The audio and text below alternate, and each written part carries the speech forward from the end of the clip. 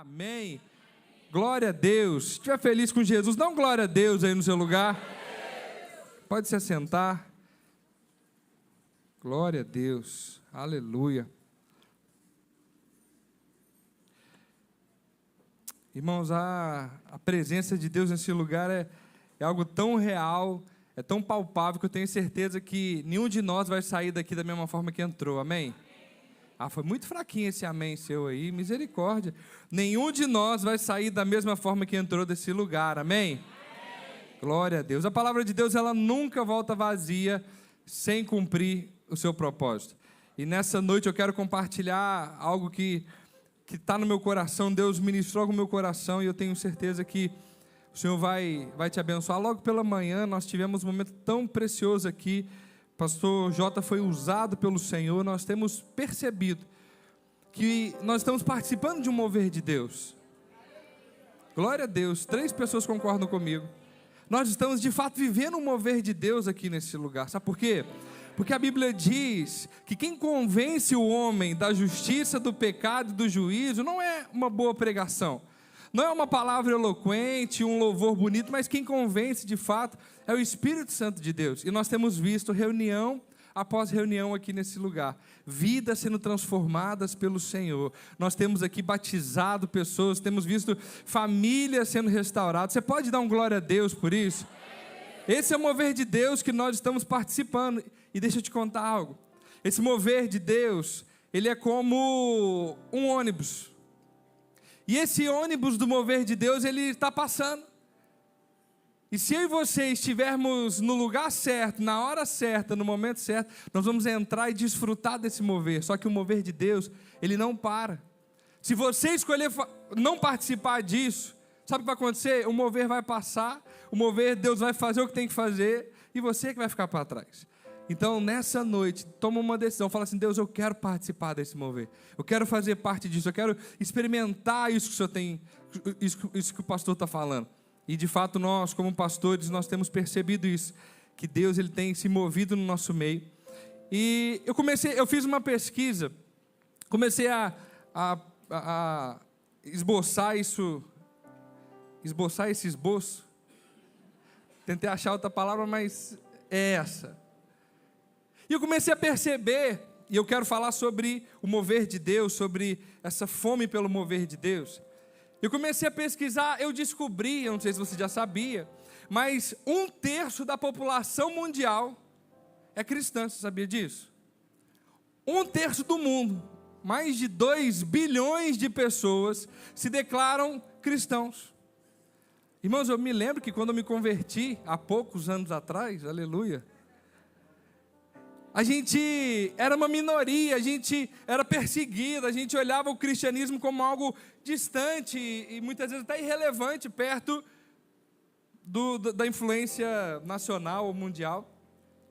E quando eu fui pesquisar, aqui no Brasil, mais de 85% da população brasileira se declara cristã, entre católicos e evangélicos. Eu comecei a pensar, falar assim: não é possível, devo ter buscado alguma coisa errada. Como que pode 1/3 da população mundial acreditar em Jesus e o mundo está de mal a pior? Como que pode 85% do Brasil conhecer Jesus, se declarar cristão, e o Brasil, da mesma forma, não vai bem?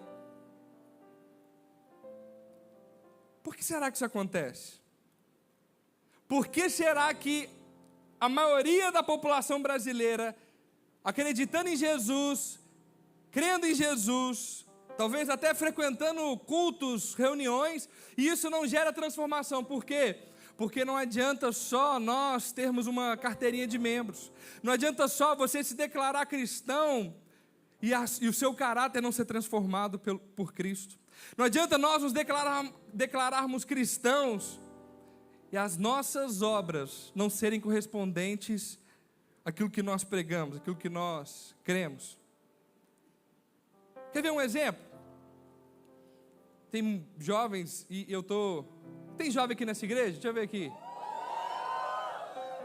Essa semana, eu fui visitar a célula do Davi, cheio de jovens, muitos jovens e muitos estudando para o Enem. Pensa comigo agora aqui, ó. Se você conhecer um jovem, que o menino estuda de domingo a domingo, estuda 20 horas por dia, ele se dedica aos estudos, faz cursinho, vai para a escola, a vida dele é estudar. O que você diria desse jovem? Menino esforçado, dedicado. Esse menino vai vencer na vida. Sim ou não? Sim ou não, irmãos? Se você visse um jovem trabalhador, que trabalha muito, trabalha de segunda a sábado, porque domingo ele é crente, ele vem para a igreja. E ele trabalha muito, ele faz hora extra, e ele estuda, ele se prepara, ele se dedica à função dele. Se você visse um jovem como esse, que trabalhasse muito, o que você diria? Pô, menino esforçado, trabalhador. Esse menino vai se dar bem na vida.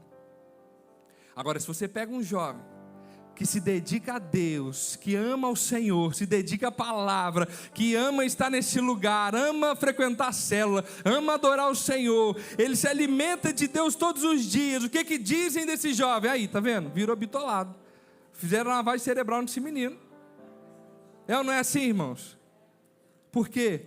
Porque na hora que você tomar uma decisão de se entregar totalmente ao Senhor, pode ter certeza, vão te criticar, vão tentar te paralisar. E é por isso que a nossa nação não é transformada, porque não adianta você conhecer a respeito da Bíblia, não adianta você ser um metodistossauro, um crente antigo de igreja, e isso não gerar transformação de vida em você. Jesus ele fala isso, olha, quem ouve a palavra e pratica é esse que permanece no dia mau. Existe um grupo de crentes que ouve a palavra e não pratica. O que Jesus explica? Esse crente, esse tipo, vai vir o dia mau, vai vir a tempestade, e ele vai cair, a casa vai derrubar. Então nessa noite, o que está no meu coração, é que Deus tem nos chamado para um próximo nível. 2 aleluias. Deus está nos chamando para um novo desafio. E eu digo isso com muito temor ao Senhor. Eu tive uma experiência com Deus esses dias. Hoje pela manhã eu corri 10 quilômetros, irmãos. Corri 10 quilômetros. E eu nunca gostei de correr. Achava, não correr é muito chato. Sempre criava uma desculpa e eu nunca queria correr. E aí eu falei para mim, tudo que eu dizia que eu não consigo, que não é possível, isso eu vou tomar como desafio e vou me preparar para isso. Aí no início do ano eu falei, esse ano eu vou correr uma meia maratona. Vou correr uma maratona também, mas esse ano que vem, aleluia. Irmãos, quando eu falei, vou correr, o pastor Tiago já começou a me zoar. Ele já começou a zombar, porque o inimigo se levanta. Ele começou a rir de mim, falei, tá certo, tudo bem. Aí eu comecei a correr, comecei a gostar. E eu comecei a correr 1 quilômetro, depois eu consegui correr 3 quilômetros.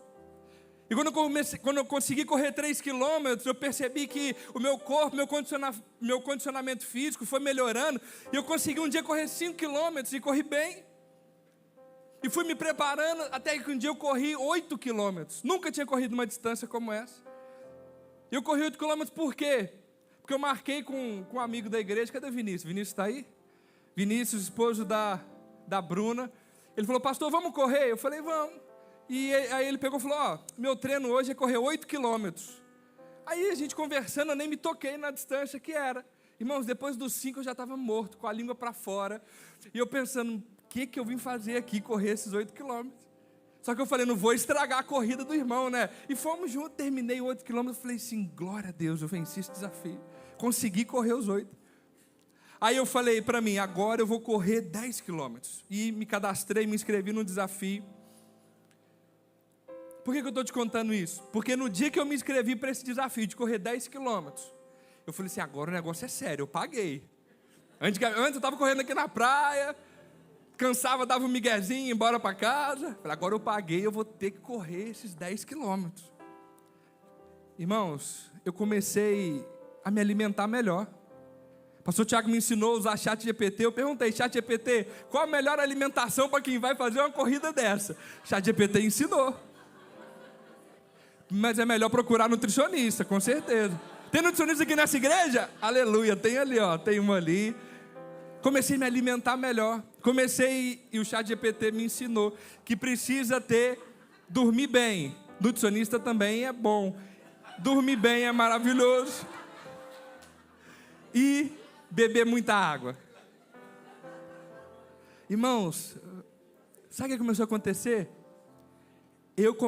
Por causa do desafio, eu comecei a me preparar. Eu mudei o meu corpo, mudei minha alimentação, mudei a minha cabeça, eu comecei a treinar. E hoje, quando eu comecei a corrida, foi lá em Camboinhas, a paisagem é maravilhosa, com 5 quilômetros, eu falei, misericórdia, o que eu vim fazer aqui nesse lugar? Aí eu falei, não, agora eu vou até o final, e concluí. Eu saí daquele desafio, eu terminei, peguei a minha medalha, eu falei assim, agora eu vou para o de 15, vamos escrever num desafio maior, porque eu vi que eu posso realizar isso aqui. Para mim era um bicho papão, era algo tão grande, tão difícil. Depois que eu realizei, eu olhei para trás e falei assim, era só isso? Agora eu vou para o próximo desafio. Deus está te chamando para ir para um próximo desafio. E eu falo isso no mundo espiritual. Deus quer te levar a ter novas experiências com Ele. Você talvez já tenha vivido grandes coisas em Deus, mas Deus está te cutucando, te chamando, te instigando. Ei, vamos para um próximo desafio. Existem águas mais profundas, só que você só vai experimentar no dia que você se colocar num novo desafio. Que desafio é esse, pastor? Talvez de ler como você nunca leu. Talvez de jejuar como você nunca jejuou. Talvez de orar como você nunca orou. De colocar o seu despertador e como se fosse um exercício na academia, você dobrar o seu joelho e falar, agora eu vou exercitar o meu espírito. Eu quero desfrutar de algo novo, então entre num novo desafio. É sobre isso que eu quero falar nessa noite. E pensando num desafio, pensando numa trajetória, numa maratona, numa corrida vencedora, eu quero compartilhar contigo parte da história de Moisés. Abre a sua Bíblia comigo em Êxodo capítulo 33, versículo de número 7. Êxodo capítulo 33, versículo 7. A palavra de Deus diz assim: Moisés, ele costumava montar uma tenda do lado de fora do acampamento. Repete comigo, do lado de fora. Ele a chamava tenda do encontro. Quem quisesse consultar o Senhor ia à tenda, fora do acampamento. Sempre que Moisés ia até lá, todo o povo se levantava e ficava em pé à entrada das suas tendas, observando, até que ele entrasse na tenda. E assim que Moisés entrava, a coluna da nuvem de glória descia e ficava à entrada da tenda, enquanto o Senhor falava com Moisés. Quando o povo via a coluna de nuvem parada à entrada da tenda, todos prestavam adoração de pé, cada qual na entrada da sua própria tenda. O Senhor falava com Moisés face a face, como quem fala com o seu amigo. Depois Moisés voltava ao acampamento, mas Josué, filho de Num, que lhe servia como auxiliar, não se afastava da tenda. Até aí. Moisés aqui, ele relata um estilo de vida, e é sobre esse estilo de vida de Moisés que eu quero tirar algumas aplicações práticas para a nossa vida hoje. A primeira coisa que, olhando para a vida de Moisés, me inspira, a primeira coisa que eu olho para a vida de Moisés e eu falo, eu preciso disso, é que quem tem fome pela presença de Deus, investe tempo com Ele. Eu vou repetir. Quem tem fome pela presença de Deus, investe tempo com Ele. No versículo 7, projeta aqui para a gente, vamos ler todo mundo junto? A igreja comigo aí no 3. Versículo 7, diz assim, vamos lá no 3. 1, 2, 3. Moisés costumava...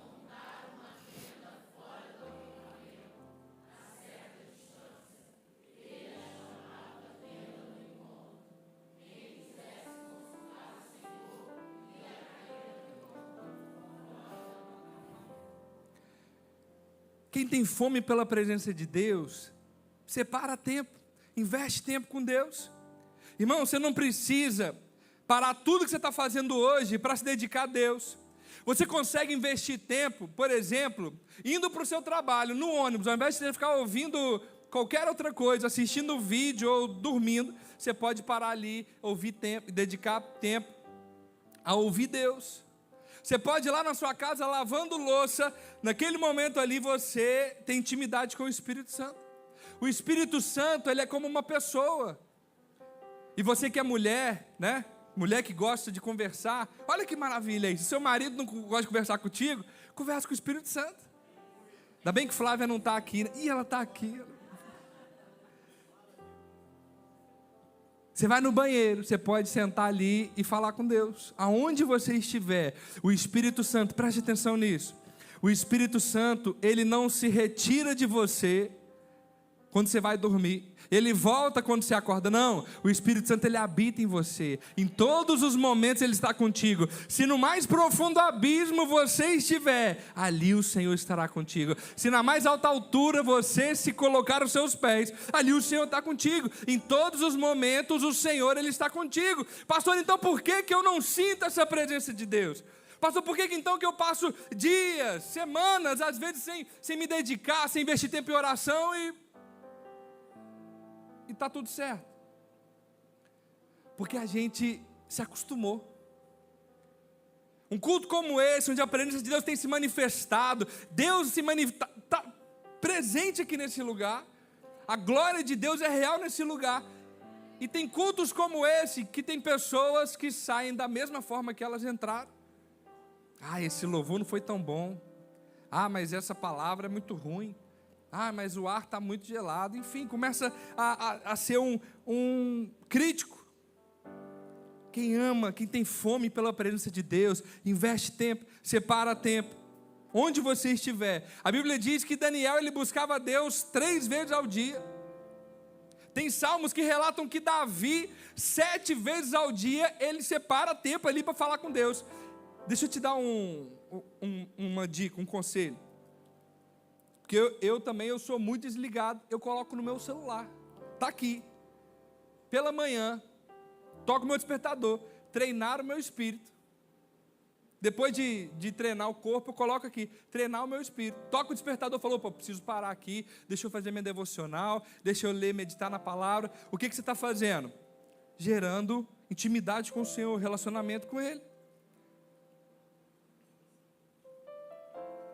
Não tem como você fazer isso todos os dias e o seu coração não ser aquecido pelo Senhor.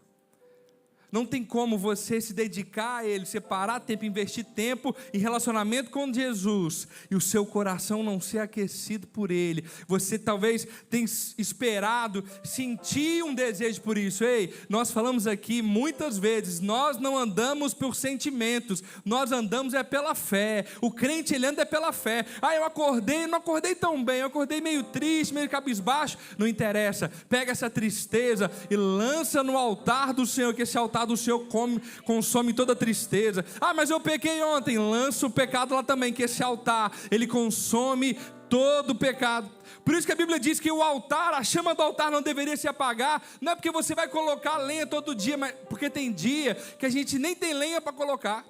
Tem dia que a gente só tem as lamentações para colocar. Pode colocar, porque esse fogo consome tudo. Mas sabe o que é melhor? Depois de colocar toda a tristeza, essa chama, as cinzas que sobram, não são cinzas de tristeza, de luto, mas o Senhor é aquele que renova a nossa alegria. O Senhor é aquele que, mesmo que o choro dure uma noite, Ele diz, a alegria vem pela manhã. Você pode estar passando por dificuldades, o Senhor, Ele está contigo nessa tribulação também, mas eu quero te dizer, eu quero profetizar sobre a sua vida, o choro vai durar só uma noite, não é um ano inteiro, o choro dura uma noite, mas logo em seguida, o que vem depois da noite, é a alegria do Senhor. Quando o sol da justiça, ele nasce, quando o sol, ele raia, você pode ter a convicção de que o Senhor é aquele que não te abandonou, e Ele vai transformar todo luto em alegria, todo pranto Ele vai transformar em festa. Aquele que tem fome pela presença de Deus, ele influencia as pessoas ao seu redor. A primeira característica de quem tem fome pela presença de Deus é que ele investe tempo. Eu te contei aqui a minha experiência. Eu queria tanto realizar esse desafio que eu dediquei meu tempo, eu treinei, eu estudei como me preparar. Mas além de você investir tempo, você precisa entender que aqueles que têm fome pelo Senhor, eles influenciam as pessoas ao seu redor. Lá no versículo 8, abre comigo aí, no mesmo livro de Êxodo.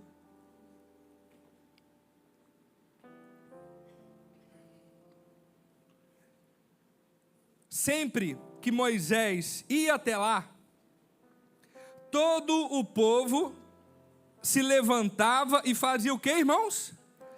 E ficava em pé, à entrada das suas tendas, observando, até que ele entrasse na tenda. Assim que Moisés entrava, a coluna de fogo, a coluna de nuvem, descia e ficava à entrada da tenda, enquanto o Senhor falava com Moisés. Quando o povo via a coluna de nuvem parada à entrada da tenda, todos faziam o que, irmãos? Todos se levantavam e adoravam.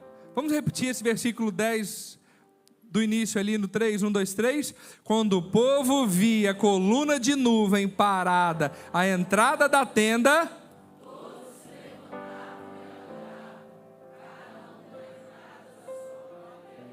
preste atenção, toda ação, ela tem uma reação. Toda ação, ela gera uma reação. E no mundo espiritual não é diferente da física. Toda ação sua, toda atitude que você demonstra em prol do Senhor, isso gera uma reação em você, em toda a sua casa. Moisés, ele tinha fome, ele tinha sede pelo Senhor. Enquanto ele buscava a Deus, a atitude de Moisés de desejar, de buscar, de ir, de montar a tenda, de se preparar para ter um encontro com Deus, essa atitude de Moisés fazia com que todo o povo, todas as pessoas tivessem também fome pelo Senhor. Nós precisamos entender que Deus nos chamou para nós influenciarmos e não sermos influenciados. É esse o papel do sal. É por isso que Jesus vai dizer, olha, se o sal, ele perde o poder de salgar, ele perde o poder de influenciar, de que serve o sal? Só para ser pisado. O sal, ele tem um propósito de salgar. Você pode pegar uma quantidade, 1 quilo de carne, se você pega uma pitada de sal, por mais que seja pequena, ela vai influenciar o sabor daquela carne. O sal, ele tem esse papel de influenciar.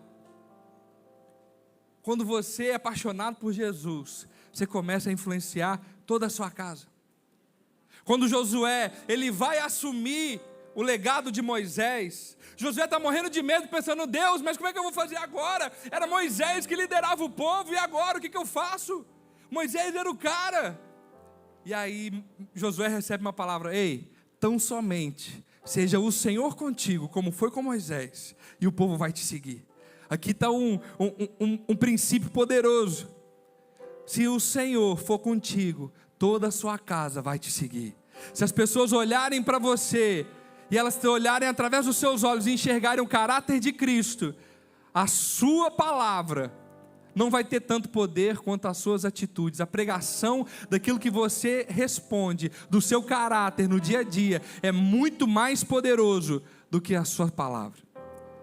E quando Jesus, ele começa a nos transformar, ele vai transformando o nosso caráter, ele vai mudando as nossas reações, ele vai mudando as nossas atitudes, e aqueles que têm fome pela presença de Deus, eles começam inevitavelmente a influenciar as pessoas. Quer ver um exemplo?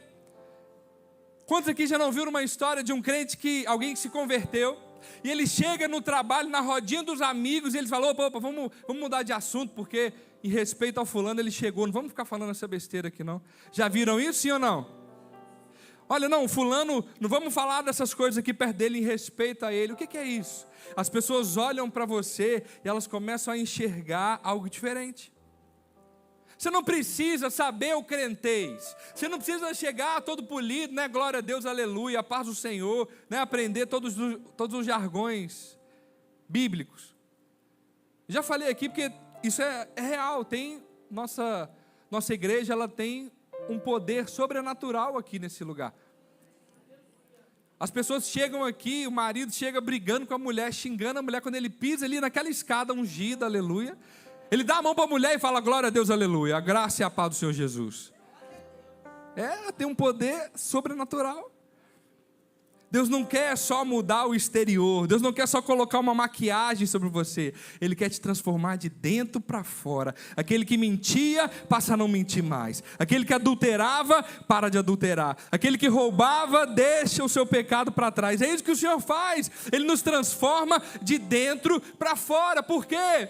Porque você é transformado por aquilo que você se alimenta. Comece a comer, se alimentar de coisas saudáveis. Você vai perceber que o seu corpo vai ser transformado. Da mesma forma, quando você se alimenta de Cristo, Ele começa a te transformar de dentro para fora. E aqueles pecados que te aprisionavam, eles vão perdendo força e não vão te aprisionar mais. Você pode dar um glória a Deus aí no seu lugar? Mas como que eu faço, pastor, para eu ter fome pela presença de Deus? Como que eu faço para eu poder dedicar tempo? Como que eu faço para eu poder conseguir influenciar as pessoas? É uma decisão. Repete comigo: decisão. O que é uma decisão, pastor? É você decidir se colocar num desafio novo. Sabe por quê? Você não precisa se manifestar, mas eu e você sabemos no que nós precisamos melhorar, sim ou não? A gente sabe que a gente precisa ler mais, jejuar mais, orar mais.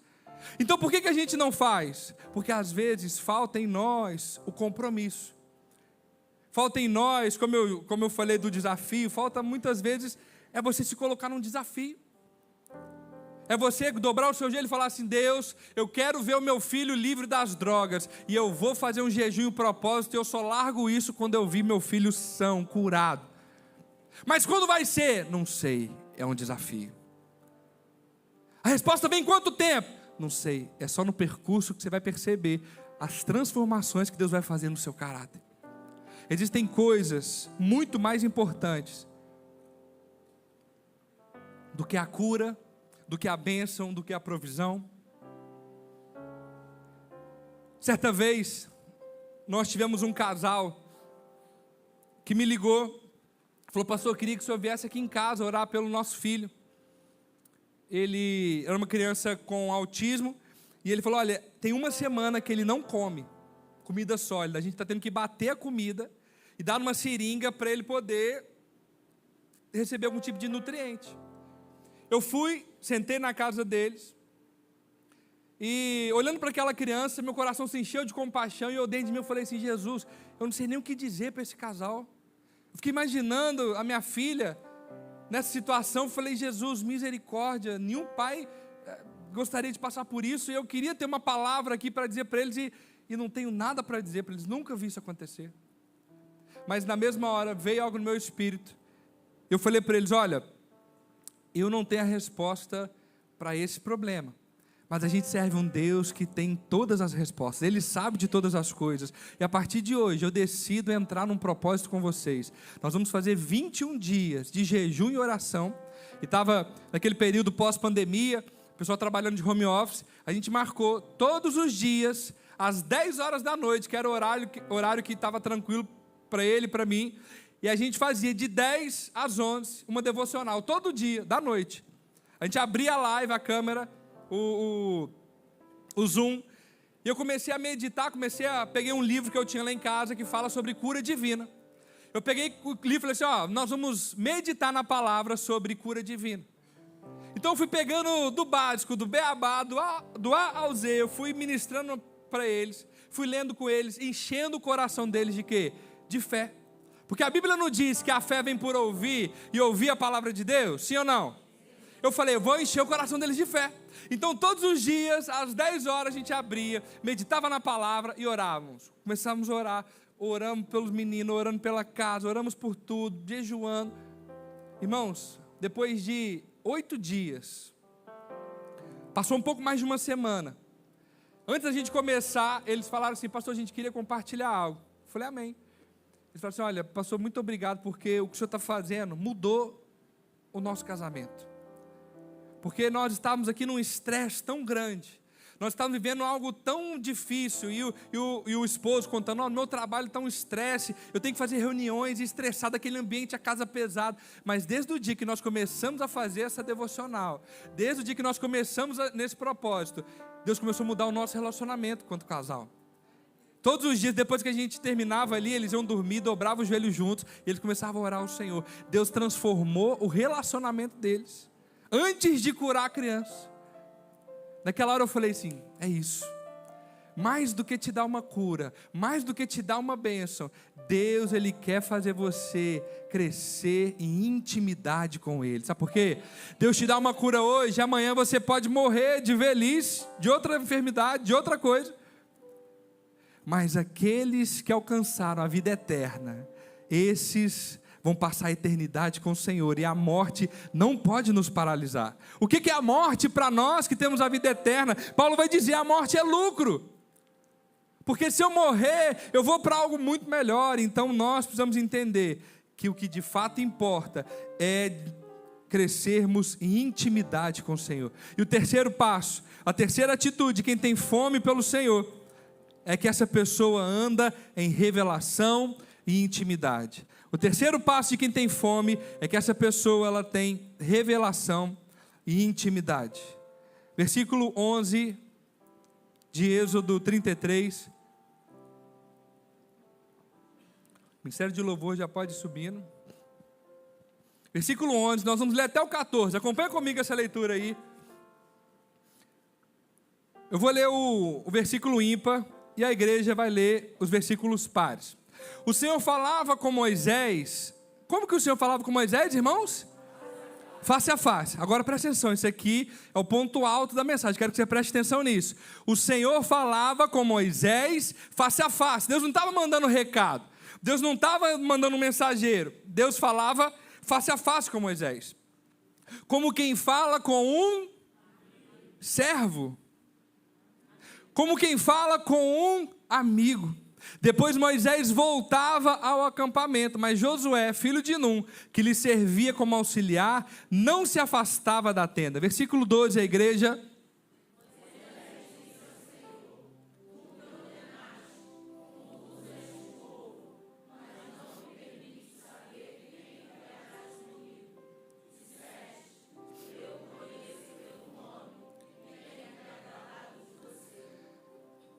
Se te agradas de mim, Deus, me revela os teus caminhos, para que eu te conheça e continue sendo agradável a ti. Lembra-te de que essa nação é o teu povo. Versículo 14.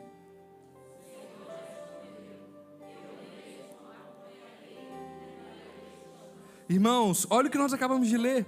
Moisés era alguém que era considerado amigo de Deus, alguém que andava em intimidade com Deus. E por andar em intimidade, Moisés tinha o quê? Ele tinha respostas.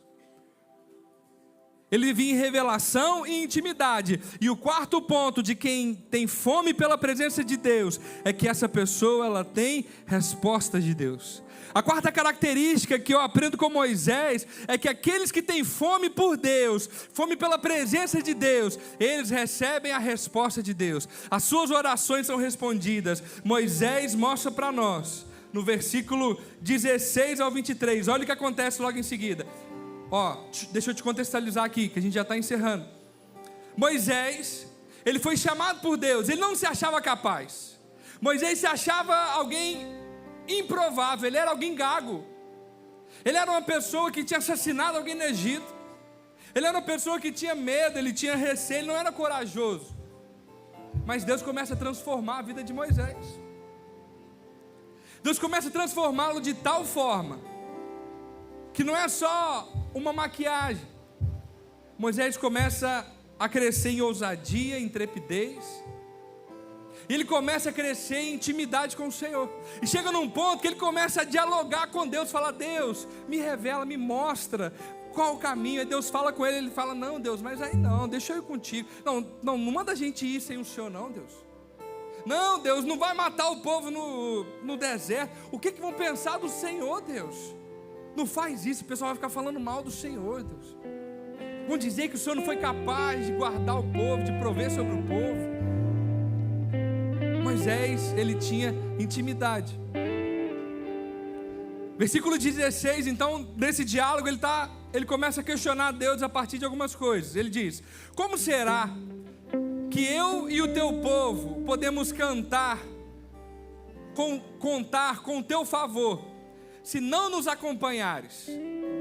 Que mais poderá distinguir-nos, o teu povo e eu, dos demais povos da face da terra? Versículo 17, a igreja lê comigo, no 3, 1, 2, 3 e...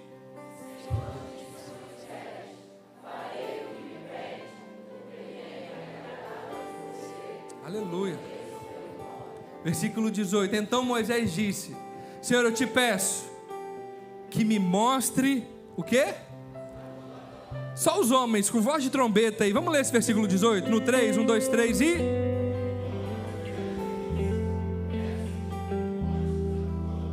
Só as mulheres.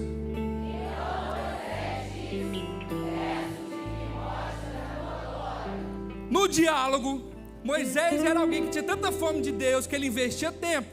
E por investir tempo, de dedicar tempo em buscar a presença de Deus, ele influenciava todo o povo. E o povo começava a buscar a Deus por causa da atitude de Moisés. E por ele investir tanto tempo assim com Deus, ele andava em intimidade com Deus. Ele não era só um servo que obedecia às ordens, ele dialogava, ele conversava. Ele é chamado por Deus de amigo. Ele é considerado pelo próprio Deus como um amigo. E Deus começa a compartilhar dos seus sonhos com ele. E o quarto ponto que eu te falei é que quem tem fome pela presença, ele tem resposta de Deus. Moisés fala: Deus, a gente está trocando uma ideia aqui, é tão bom estar com o Senhor, mas eu tenho um desejo, eu tenho um sonho, Deus, eu queria tanto ver a tua glória. Ah, Deus, eu vejo aqui o pessoal fica com medo de subir na montanha. Eu amo o Senhor. Eu sei quem o Senhor é. Eu sei que o Senhor não é alguém mau. Eu sei que o pai, quando o filho pede pão, o pai não vai dar pedra para o filho. Eu sei que se o pai, ele ouvir do filho: ô pai, me dá um ovo, o filho não dá o escorpião. E Jesus vai dizer: vós que sois maus, sabeis dar boas dádivas aos vossos filhos, quanto mais o vosso Pai Celeste não vos daria todas as coisas. Só que isso foi Jesus quem falou lá em Mateus capítulo 7. Moisés ainda não tinha essa revelação, mas ele andava em intimidade. E ele fala: Deus, queria tanto ver tua glória, queria tanto experimentar esse próximo nível, queria entrar nesse desafio. Deus, eu queria ir a águas mais profundas. Versículo 19.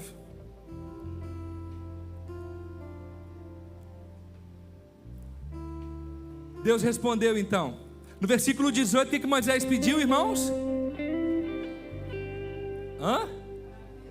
Para ver a glória de Deus. Versículo 19, Deus respondeu: eu farei passar toda a minha bondade diante de você, e proclamarei o meu nome, o Senhor, na sua presença. Eu terei misericórdia de quem eu quiser ter misericórdia. Eu terei compaixão de quem eu quiser ter compaixão. Verso 20, toda a igreja comigo no 3, 1, 2, 3 e...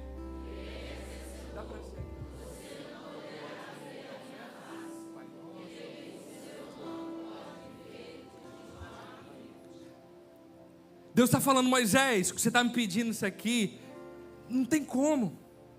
Você não pode ver a minha face, porque nenhum ser humano ele é capaz, ele consegue ver, porque tamanha glória, tamanho esplendor da glória de Deus, que se eu te mostrasse isso, você seria fulminado, Moisés. Você ia cair vivo. Versículo 21, olha esse diálogo.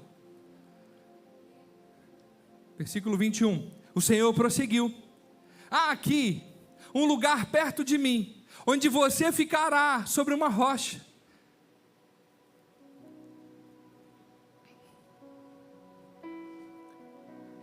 Quando a minha glória passar, eu porei em uma fenda da rocha. E eu vou fazer o quê? O que Deus falou?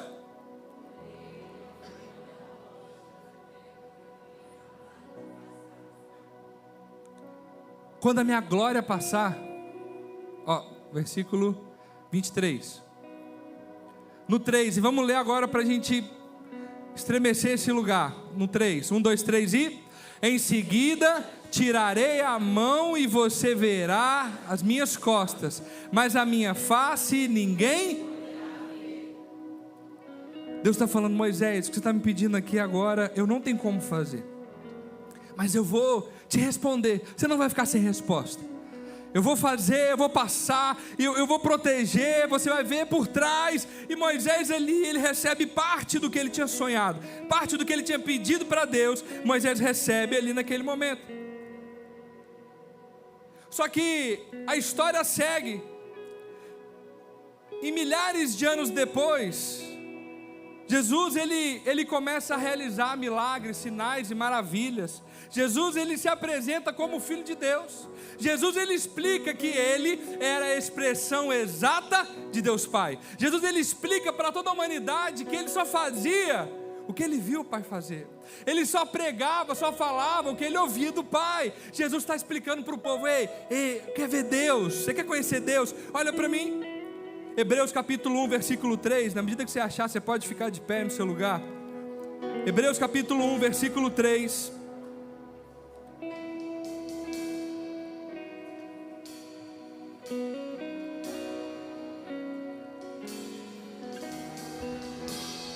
Olha aí, você consegue ler comigo esse texto? O último texto para a gente encerrar.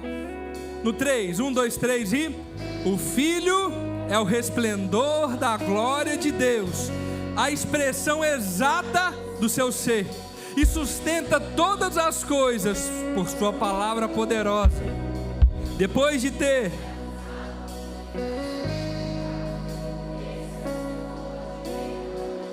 aleluia, Jesus, ele é o resplendor da glória de Deus.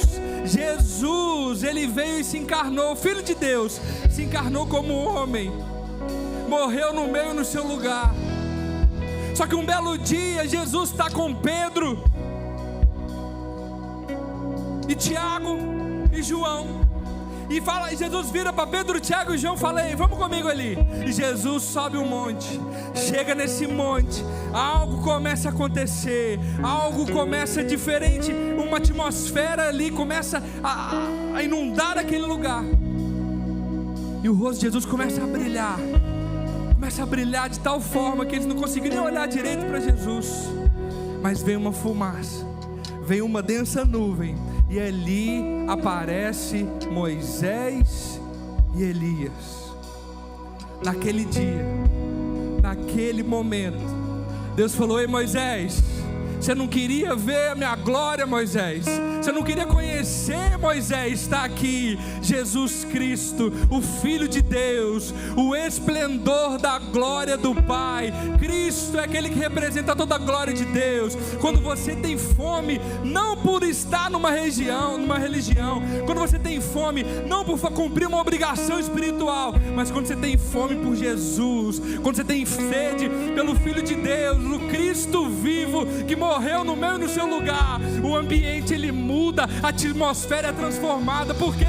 Porque o esplendor da glória de Deus, ela se manifesta no ambiente, e aonde dois ou mais se reúnem no nome dele, ele prometeu que ele estaria conosco. Ele está nesse lugar. Jesus é o motivo de nós estarmos aqui. Não é por bênçãos, não é por cura, não é por provisão financeira, é por ele, para ele e dele todas as coisas. Se você deseja ir a águas mais profundas, eu quero te convidar, vem aqui à frente. Deus tem águas mais profundas para nós. Deus tem coisas grandes que você nem imaginou. Deus quer te fazer experimentar aquilo que os seus olhos não viram, seus ouvidos ainda não ouviram, nem penetrou no seu coração. É isso que o Senhor tem sonhado para os seus. Venha, mas venha com fome. Venha desejando isso, falando: Jesus, eu quero a tua presença. Deus, eu quero experimentar algo novo do Senhor. Eu quero experimentar aquilo que os discípulos experimentaram. Eu quero experimentar milagres, sinais, maravilhas. Isso. Pai Santo, Senhor, teu reino buscamos, tua vontade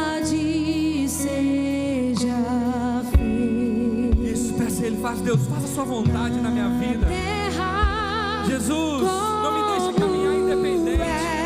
Faz a tua vontade lá no meu trabalho, lá no meu casamento. Jesus, faça a tua vontade. Me transforma de dentro para fora, Jesus. Que não seja só algo exterior. Transforma o meu caráter, Jesus. Eu quero ser cada dia mais parecido com o Senhor, Jesus. Isso, nessa noite, marca as nossas vidas, Jesus. Nós clamamos aqui. Oh, nosso clamor aqui é aquele que pode transformar as nossas vidas. O nosso clamor aqui é por aquele que pode mudar a história, que pode ressuscitar os mortos, curar os enfermos. Jesus, é o teu nome que nós invocamos aqui.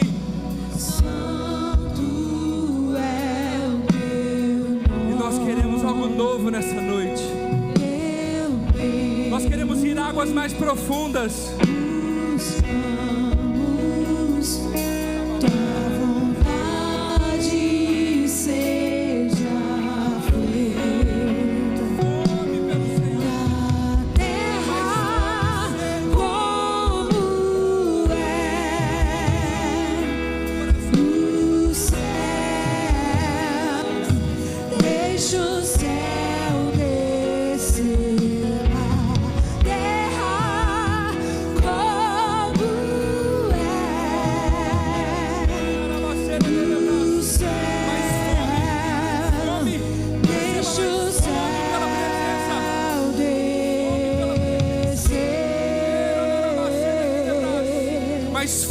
Pela presença, deixa o céu fome, sede pela presença de Cristo.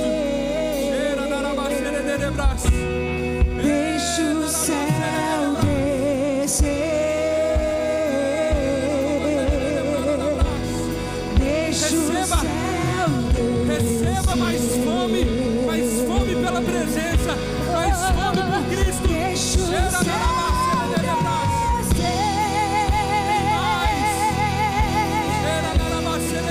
Deixa o céu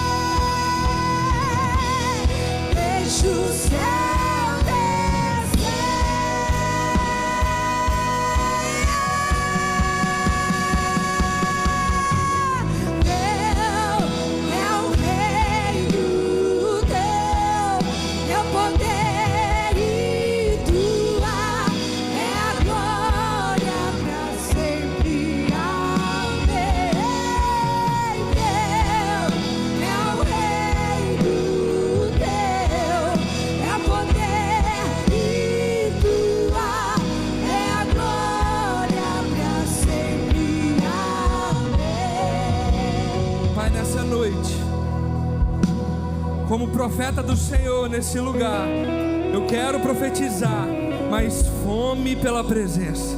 Deus, uma fome insaciável, uma fome como de Moisés, até que nada mais importe a não ser a tua presença. Pai, que a tua fome, que a sede pelo Senhor venha nos consumir. Oh Espírito de Deus, que a fome e sede pelo Senhor venha inundar os corações de tal forma que todo amor, todo medo seja lançado fora, toda angústia nessa noite caia por terra no nome de Jesus. Nós cremos num Cristo que é vivo, Cristo que representa, Ele é o esplendor da glória de Deus, Ele representa a glória do Deus vivo, encarnado na terra. Jesus, vem e visita aqui agora famílias. Jesus, visita agora filhos que estão presos. Visita agora, Senhor, filhos que estão presos nas drogas. Eu profetizo agora o visitar de Jesus. Cristo, nós clamamos a Ti. Visita agora casamentos, relacionamentos, no nome de Jesus. A nossa fome é pelo Senhor, mais do que as bênçãos que o Senhor pode nos dar. Nós clamamos, Pai, nos leva para um outro nível, nos leva para um nível mais profundo de intimidade com o Senhor, nos leva a águas mais profundas. Repita comigo, nessa noite, mais forte, nessa noite, eu decido fazer o que eu nunca fiz. Nessa noite, Eu me comprometo a buscar como eu nunca busquei, para que eu possa colher o que eu nunca colhi. Espírito, nos guia, Senhor. O Espírito da verdade, a promessa que nós temos é que esse Espírito da verdade nos guiaria em todos os momentos. A nossa confiança está em Ti, Jesus, e é por isso que nós clamamos ao Senhor. Pai, nós queremos, como os Teus apóstolos, ver sinais e maravilhas nesse lugar aqui. Nós, como igreja, nós profetizamos que esse mover não há de passar de nós, que não será necessário uma próxima geração, não. Nós seremos a geração que vai marcar a história de Niterói.